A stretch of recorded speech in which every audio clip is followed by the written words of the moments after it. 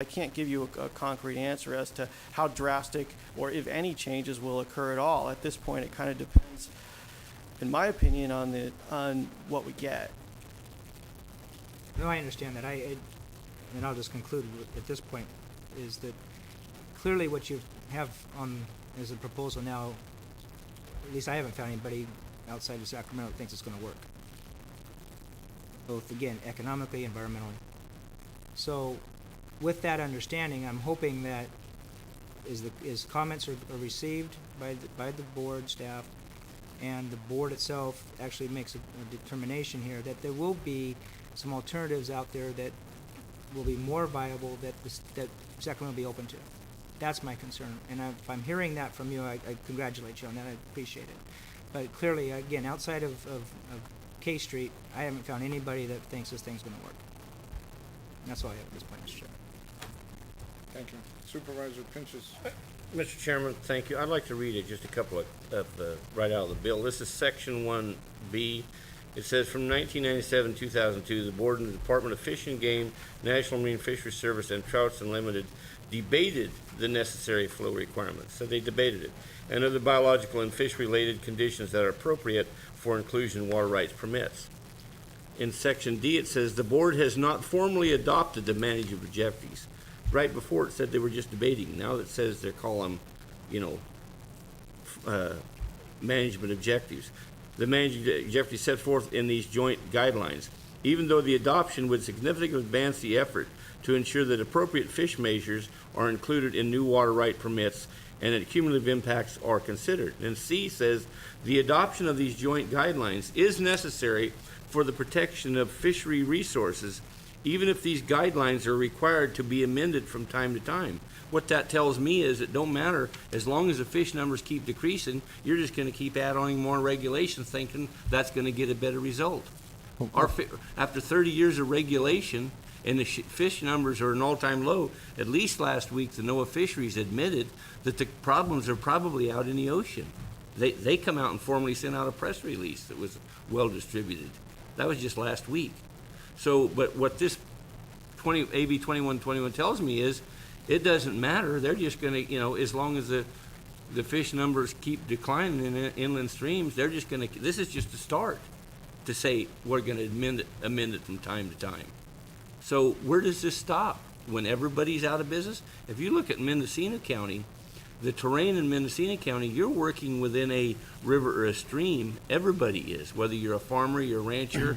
You're not very far from a Class 1 or Class 2 or Class 3 stream in Mendocino County. I don't care where you are. You're close to one. So you put this set of regulations in place. I don't want to get into the details. Some of them are ludicrous, like putting your stream flow around a pond. All that's going to do is cause more erosion. That's exactly the opposite direction I believe you should be going. But I don't want to get into the particular issues that are in that 1,100-page document.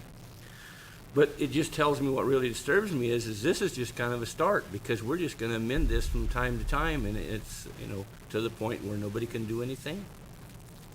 That's the whole problem. I don't want to attack you personally, but I'm attacking this bill vigorously because it's ludicrous. It should have never been signed by the governor.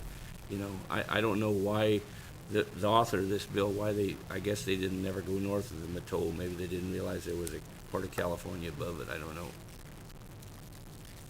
Well, I can't speak to the author of the bill, but in some respects we share some of your concerns. The difficulties we had is that in some respects, if we don't come up with some mechanism to address in-stream flow issues, whether it's the 2002 guidelines, as you mentioned, or a policy, any approval of any additional diversion and use in water is really at a stalemate. We already have a problem that it's taken a tremendous amount of time to process a water right.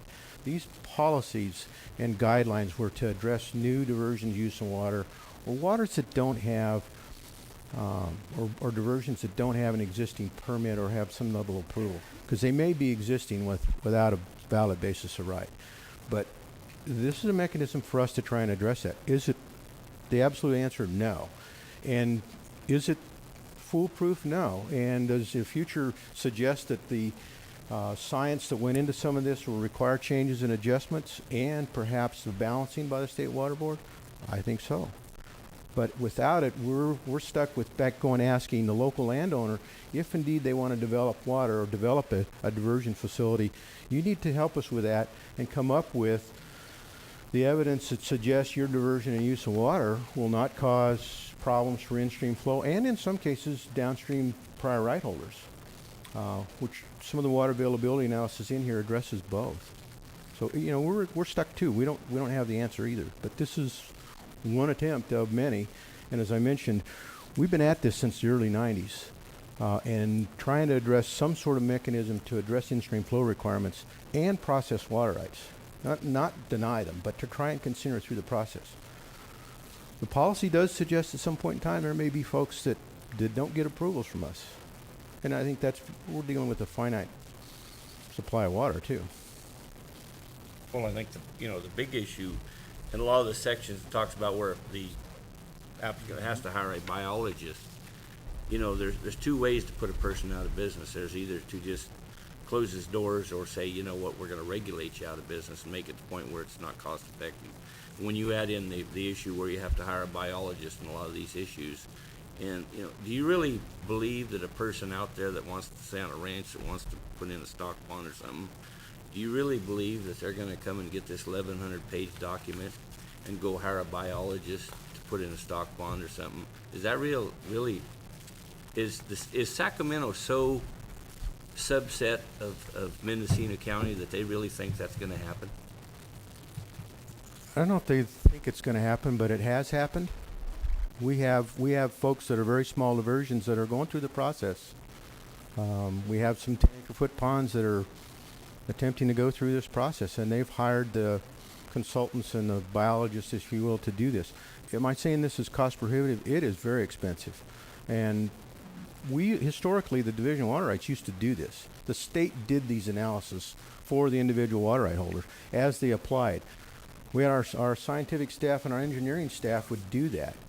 We can no longer do that, and in the statute it does say that the applicant is responsible for all the costs of doing that. Some of the things over the years that have changed the way we do business may be as significant as the Mona Lake decision that said the state board has to take into consideration. They don't have an option for public trust. The CEQA evaluation scenarios, we're mandated to do some of that, and we can no longer provide that service. It's the burden is being now back on the new applicants, not necessarily those existing, but the new ones. That's part of the reality that we work in. Before we go to public comment, I have a couple statements. I need to reiterate my position that I welcome you being here today. This is not to be received from the board or from the public as personal attacks to you. This is questions posed to the agency and at that level. So, some of the things might seem personal. They're not meant to be towards you. It's towards the agency. This is a very far-reaching policy. The letter that I sent on April 10th, I believe, stated there is a need for more public workshops. The public, and through us, that's why I sent that letter, has not gotten the full answers to what the possibilities to existing water rights diversion or future water right diversion application. They have concerns.